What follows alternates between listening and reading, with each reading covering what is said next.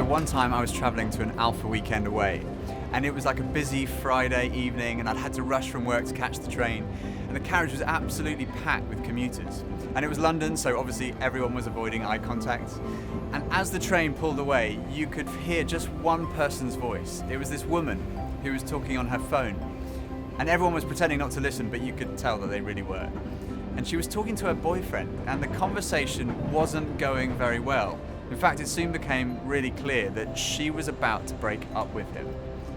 And her voice was getting louder and louder, and finally she said something that I have never forgotten. She said, "If you've been living in London for 7 years, and the only person you know is me, that is not my problem." And then she hung up. It was one of the saddest things I've ever heard. Even in a big city with so many people around, you could still be lonely.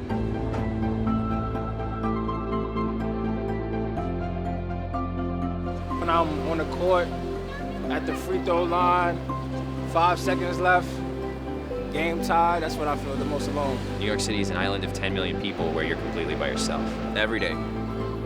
These are deep questions. I like them. This is making me think. This is good. Sometimes when I'm just under pressure, with business, with work, sometimes you just feel like you're in it alone. When people are not listening. When I feel like I have to fight just to be in the room. At night, when I have my own thoughts to myself. When I am around a group of people and no one sees my side. When I see on Instagram or Facebook that all of the people except me are having a good time. Sometimes when I'm with the most people in a crowd because I feel the least understood. When I'm listening to Drake at 4 a.m. In a crowd of a lot of people. In the presence of people who don't care. Everyone's socializing about stuff, and I'm just like, hey.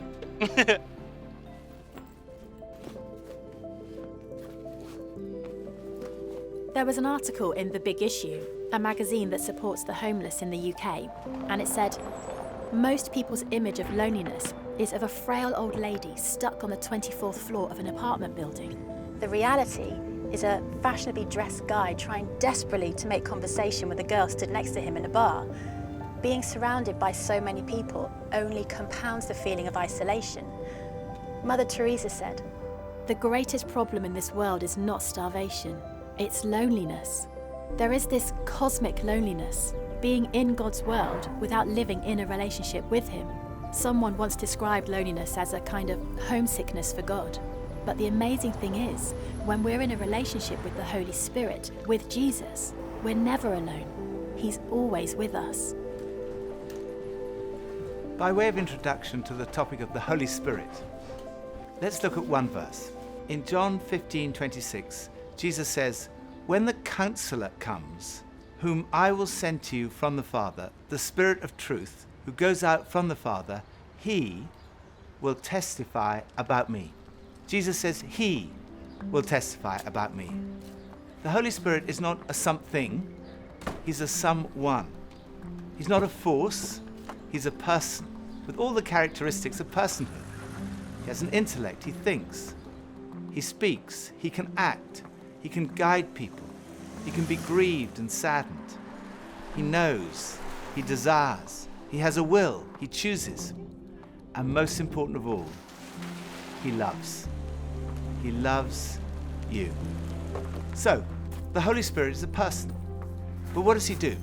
Jesus describes him as the Counselor. The Greek word that Jesus uses is parakletos.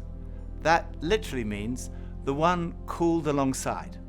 It's sometimes translated the advocate, the one who comes alongside you in a court. Sometimes the encourager, the one who comes alongside you to encourage. Sometimes the comforter, sometimes the helper. But literally, as I say, it means the one called alongside. So it was the word used, for example, when a little ship got in trouble on the Mediterranean Sea, they would send a big ship to draw alongside it, to lead it to the safety of the harbor. That big ship was called the Parakletos. One of the people who explained this to me most clearly was Father Raniero Cantalamessa. He's the preacher to the papal household. He's been the personal preacher to the last 3 popes. I used to be professor, And the doctrines about Jesus were my field of specialization. So I read and wrote a lot about Jesus. But when the Holy Spirit came in a new way in my life, it was in America, in the United States, in New Jersey, then I discovered a new Jesus. It's a Jesus who is alive. It's a person. It's not a personality. It's a person. A person is somebody with whom you can speak, to whom you can speak. And Jesus said, if anyone has thirst, let him come to me. So what we need is thirst of the Holy Spirit, not fear of the Holy Spirit. Not be afraid. It's an act of faith. The Holy Spirit is called Paraclete, which means comforter and advocate. Should we be afraid of our comforter? I read this story about a 24-year-old guy called Alan Anderson who was in a light aircraft. And there were only two people in the plane, this guy Alan Anderson and the pilot. And as they were flying, the pilot suddenly dropped dead from a heart attack.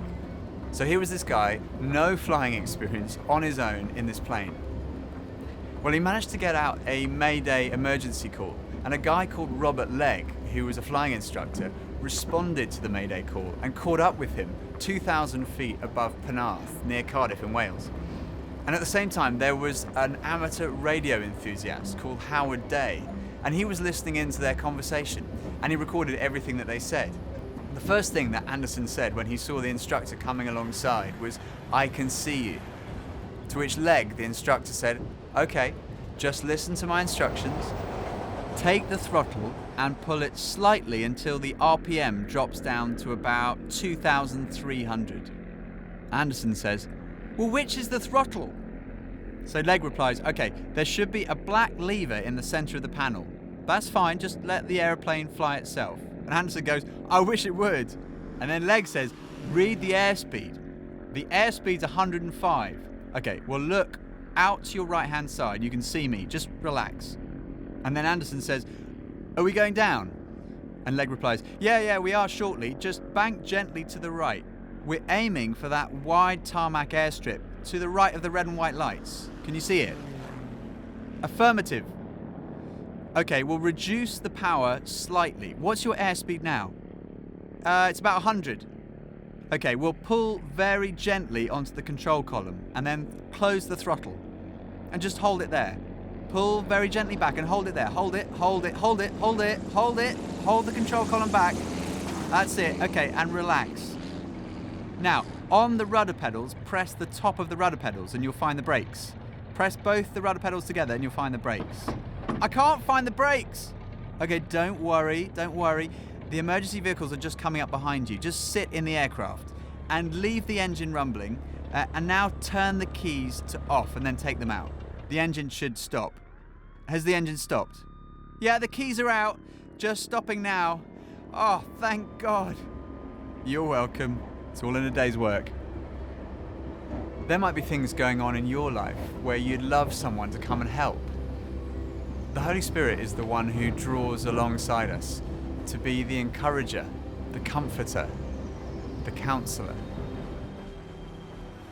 Jesus says about the Holy Spirit, "He will testify about me." The role of the Holy Spirit is not to point to himself, but to point to Jesus. His role is to draw alongside you and draw you into a relationship with Jesus. So this weekend, I hope you'll have a great time eating together, relaxing, unwinding, going for walks, having fun. But most of all, what I hope is that you will experience the Holy Spirit drawing alongside you and pointing you to Jesus.